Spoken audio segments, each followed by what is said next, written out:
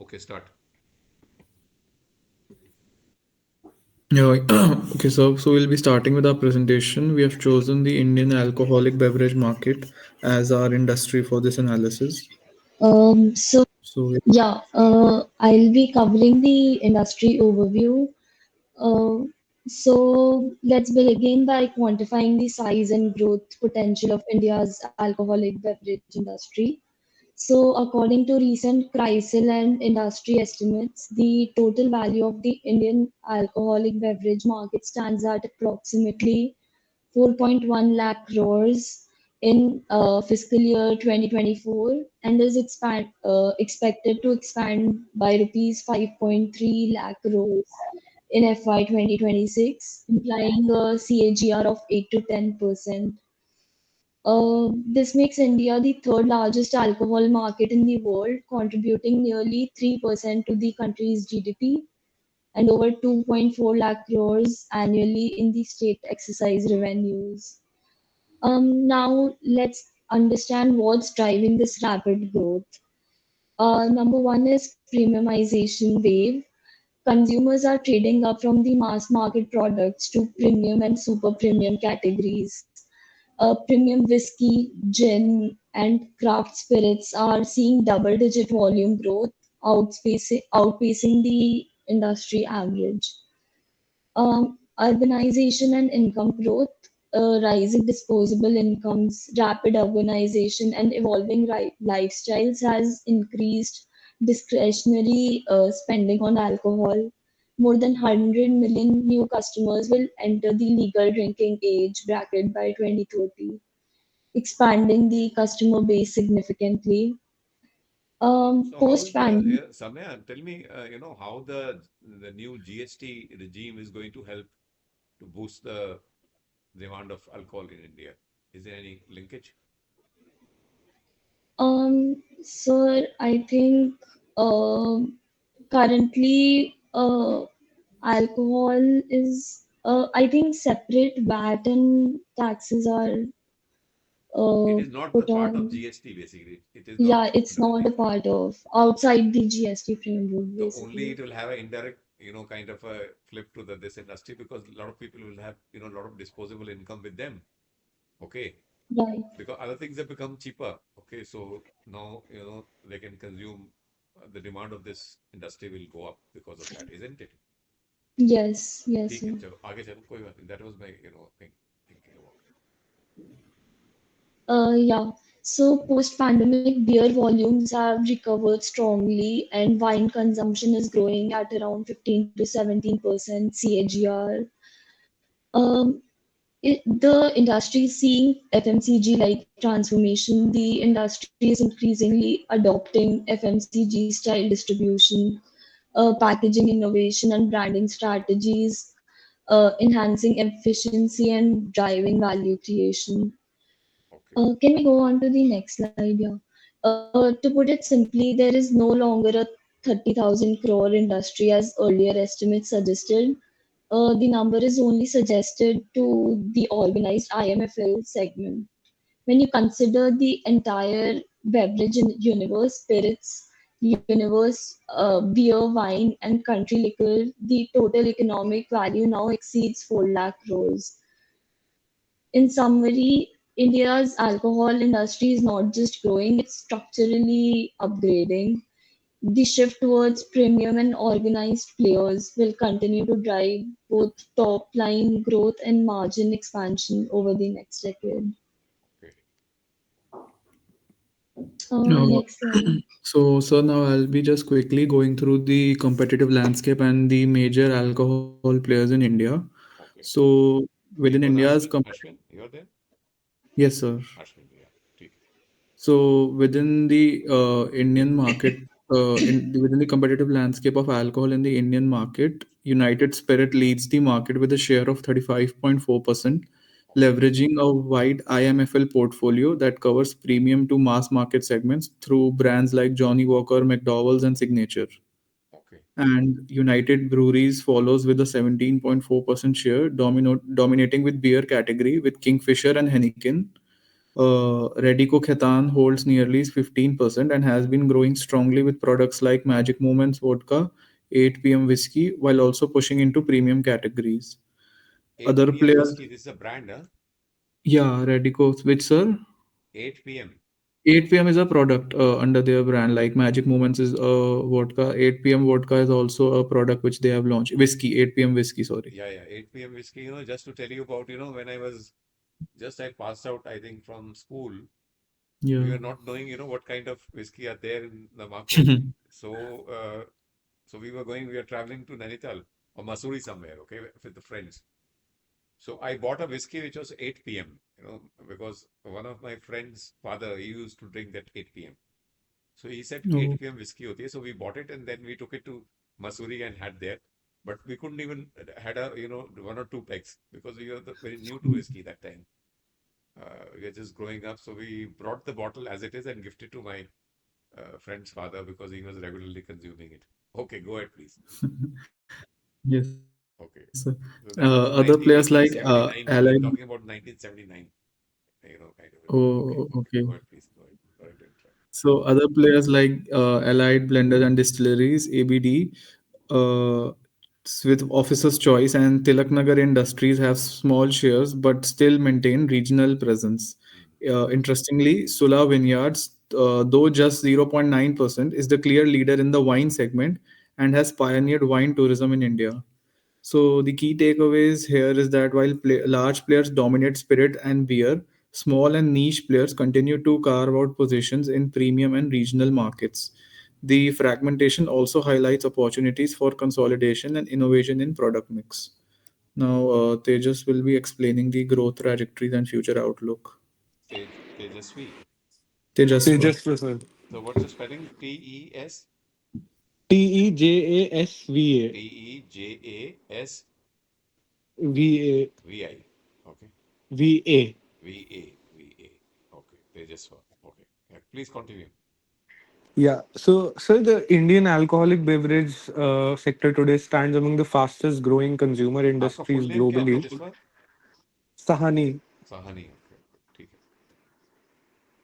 And over the past few years, the industry has maintained a CAGR growth rate of roughly around 10 to 12%, with the organized market, like the Samya discussed, the top brands collectively doing around 30,000 crore in sales.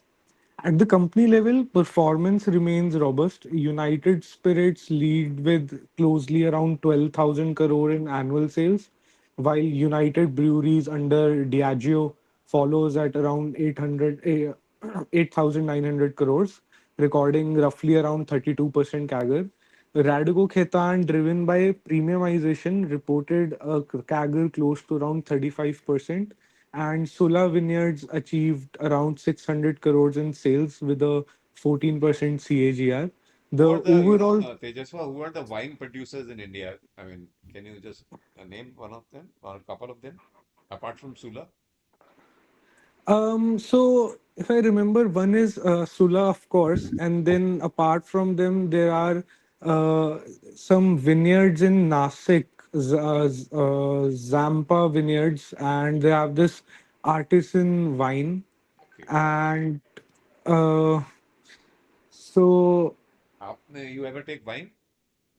no, sir, I am a teetotaler. I don't drink. अच्छा, अच्छा. Okay, so of course Sula and Groverson, they are the good brands in India apart from that brand which you're talking right now. So that is also doing well. Yeah, so Zampa, I think Grover Zampa Vineyards is the full name only since you Aha, House of mentioned Memory, okay, Grover. Zampa Grover. Yeah, yeah, yeah. I think these are the two most famous Yeah, ones in the two India. most favorite and old ones, and they've been supplying this wine in Yeah, India. They are the Indian and producers of wine. Sula got more famous because of their recent IPO. They had an IPO about, I think, 3, 4 years back. Okay. Yeah, Plus, the type of consumer experience which Sula Vineyards give, like if you ever visited Nasik, they give you a proper tour of their vineyards, and then they have this proper wine test. You have been to that too? I mean, you have seen Yeah, that? yeah, yeah. Okay. I have been there. So, which is the brand which is doing very good for Sula? Which is the, wine which is it Dindori or something else? I don't have any idea. I don't follow up with wines. sir.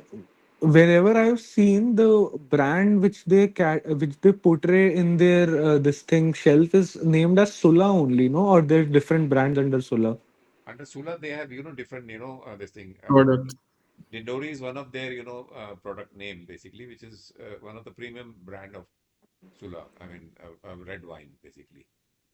Okay. And when you particularly, in Europe particularly and in England, it is a wine, and maybe in Italy and other places, the wine is being widely consumed. Okay, and Hmm.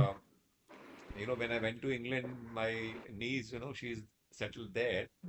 So the first thing she showed me was a wine cellar which they had there in the house. So they take proud of showing the collection of the wine they have in their home basically.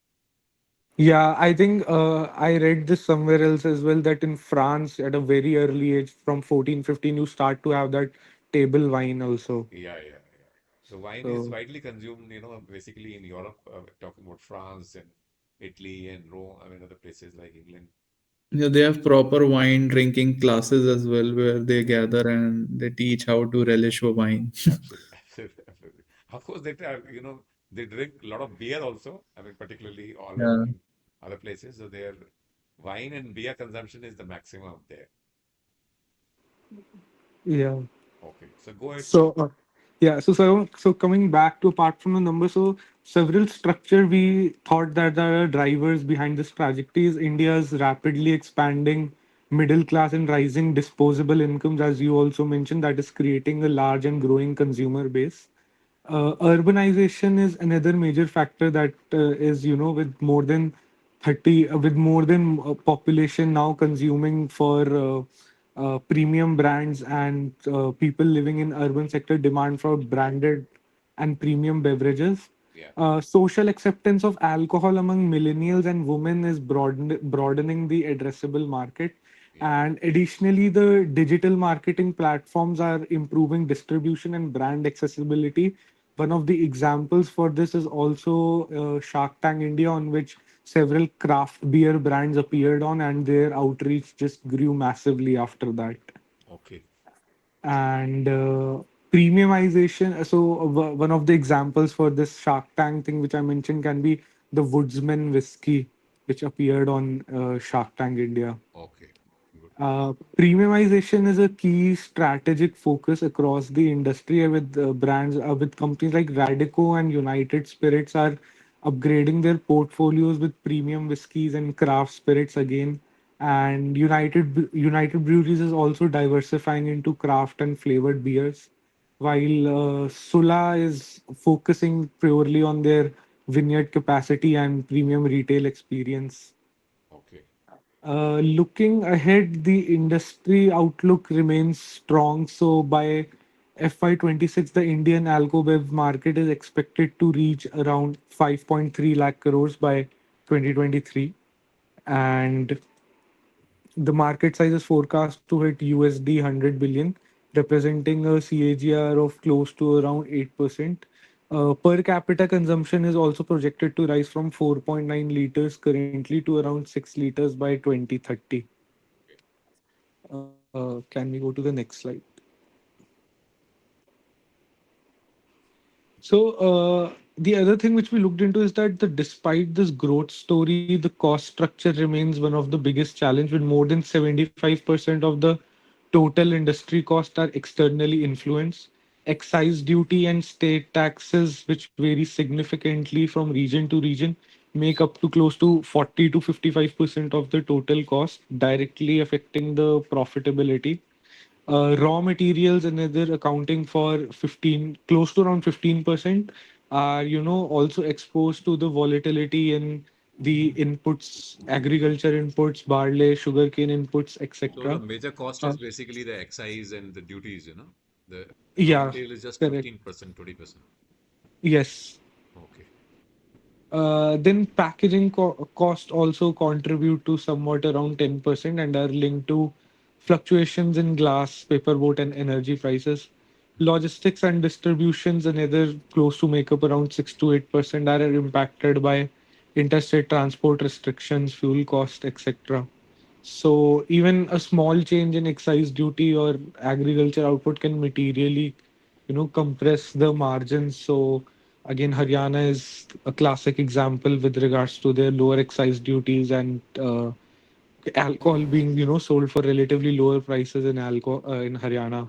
Okay, so that means you're saying in Haryana there's the lowest, I mean, duties and taxes Yeah, in whole of India. yes, sir. That is why we see a liquor shop in Gurgaon after every 1 kilometer. Yeah. Coming So back, you so are a these, teetotaler, but you have a good knowledge about, about sir, I, this.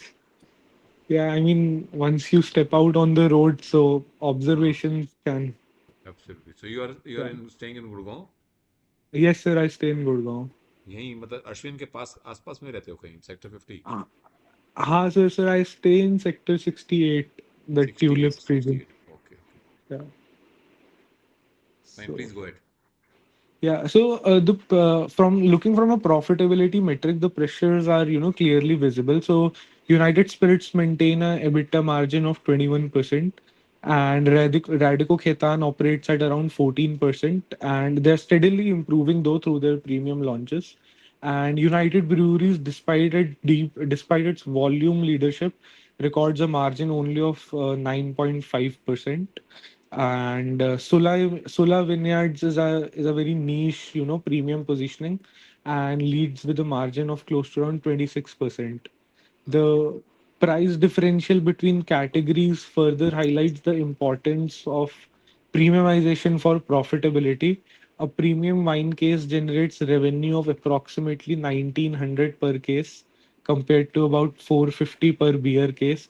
This is nearly a 4x difference, which underscores why companies are shifting towards high value segments to hedge against costs of volatility and Okay. So taxation as pressures. you're saying, wine is more, remunerative and highly, profitable.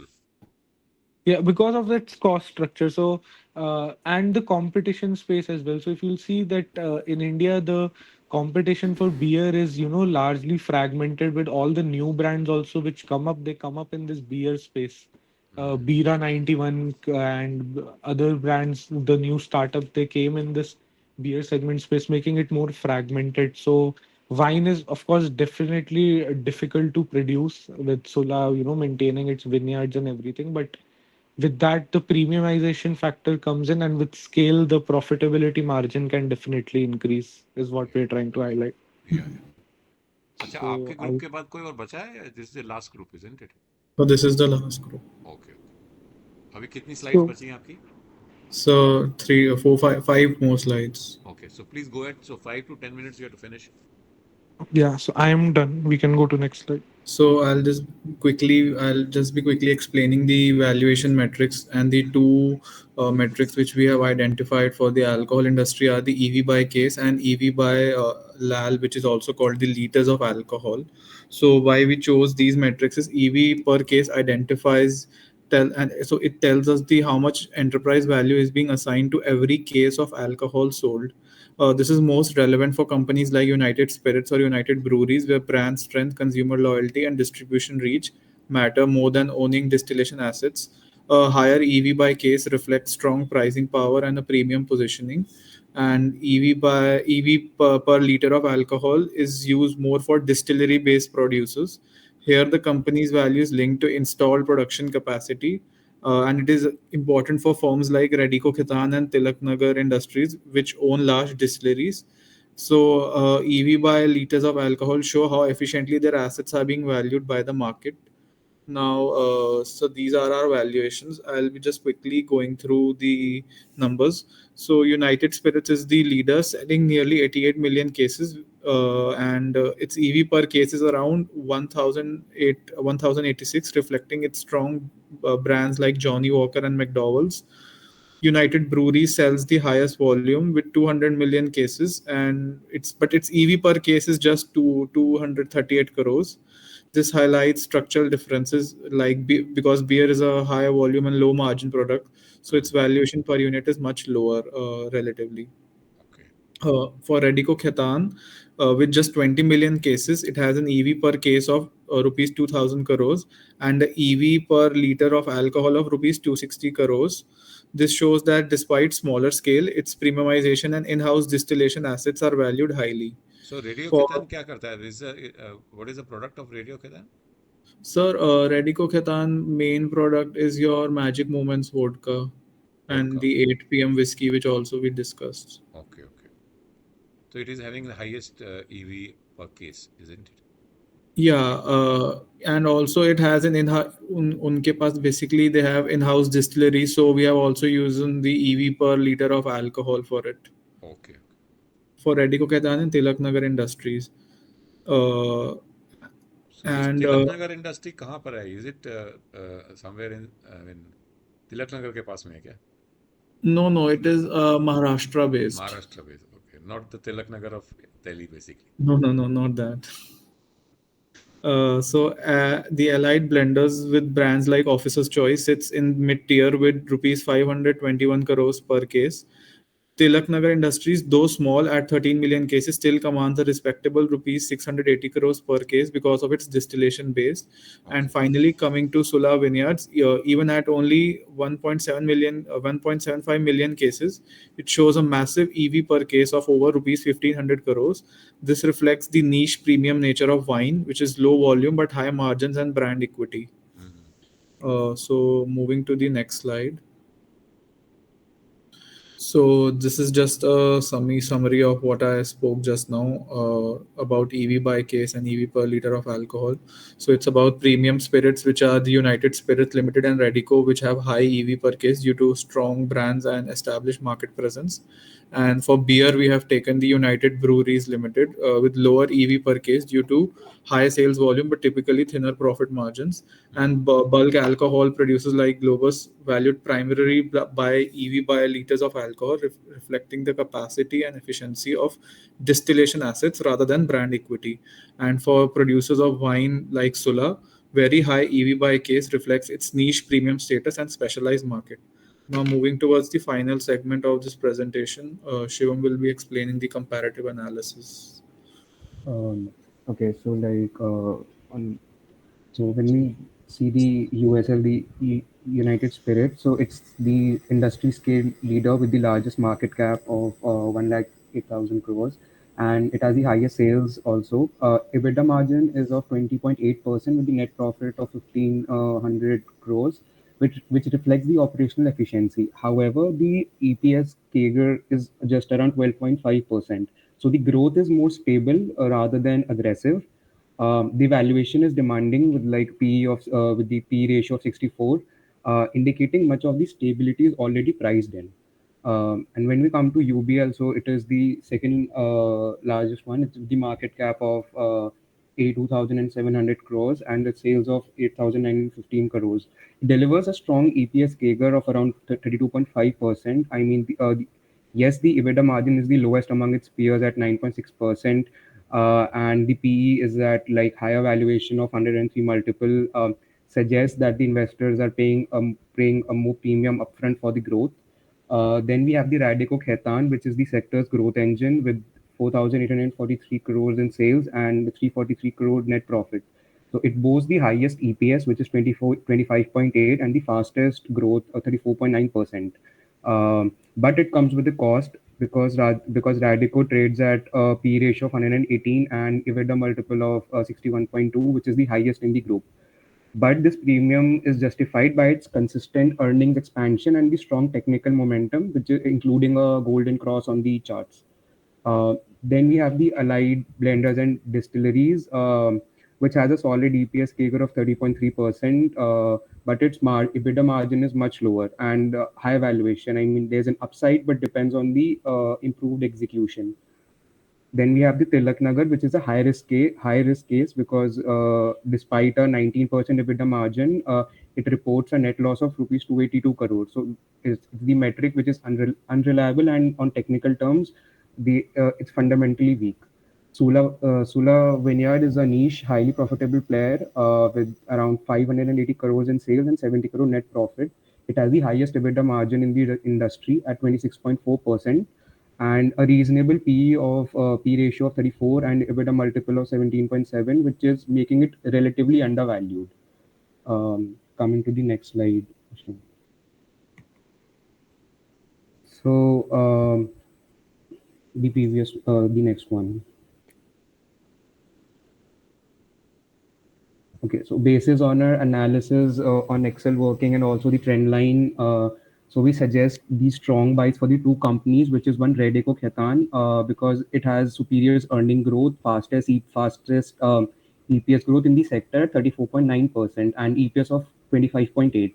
What really strengthens our conviction is that the chart structure, the stock has stayed within a firm upward channel since early 2023, and it has maintained the price action above the 50-day moving average and recently formed a golden cross where it has moved above the 200 DMA. So it signals a bullish trend, combining with the strong fundamentals. Then our second strong buy is the Sula Vineyard, a company that stands apart for its operational efficiency and value. So it has also broken out of a long year consolidation phase with strong volumes, which confirms the accumulation. So it shows a consistent upward slope. Moving to the selective buys is one USL, because although it is the market leader, but the stock trades above its 200-day moving average, but has been consolidating in a very narrow range. So it signals that the immediate breakout potential is not there. And similarly, the allied blenders, which fit into the momentum trade category, but the financials are weak because there are thinner EBITDA margins around 13%. So it remains volatile. Now coming to the hold, we place United Breweries here because though it enjoys a healthy top line, but its growth has been low, around 9 to 10% margin, and it hasn't broken on the trend line. It's still trading below its 200 DMA. So our final recommendation is coming to the next slide of a final conclusion. We suggest the best recommendation is Radico Khaitan. Because of its strong fundamentals, the company reported net profit of 68.7% year on year, revenue growth of 32.2%, demonstrating both top line and bottom line momentum. Brand strength in terms of quality is also there, because as India's consumption it's changing from traditional whiskey to maybe to single malt and gin, and Radico being an Indian made foreign liquor company, so it is quite evident in qualitative terms also the future growth of the company in term as the demand has been shifting from even the millennials and women. So the craft gin, the new products that they are bringing in, and from the technical confirmation has already as told that the price action is consistently making higher highs and higher lows. So momentum supports the long term investor confidence. And so to summarize, I think the Radico Khaitan is the growth engine, and the the Sula Vineyard is the efficiency play.